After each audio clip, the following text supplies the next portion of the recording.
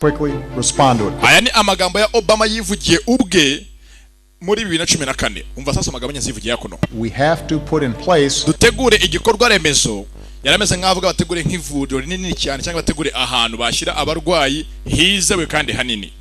An infrastructure, not just here at home, ndetse ntibikorwe mu rugo muri Amerika honyine, but globally, ahubwo isi yose ibikore, ishyireho ivuriro cyangwa igikorwa remezo rusange that allows us to see it quickly, kugira ngo nibiba ngombwa bazahangane byihuse, isolate it quickly, bitaze mu buryo bwihuse, respond to it quickly. cyangwa banahangane n'ikizaba kibateye cyose mu buryo bwihuse.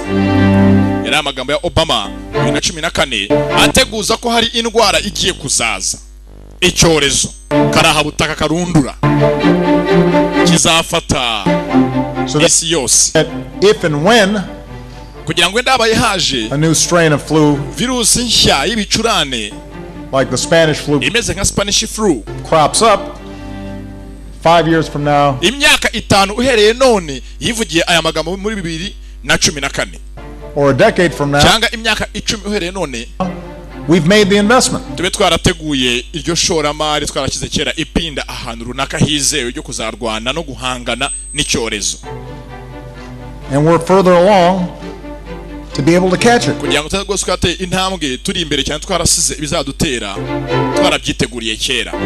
Yari amagambo ya Obama avuga ngo mwitegure ko vuba ngaha hagiye kuza icyorezo mu myaka 5 uhereye none. Aha ngaha hari muri 2014, kandi mbibutse muri 2019 nibwo haje karahabutaka. Abagabo ni babi.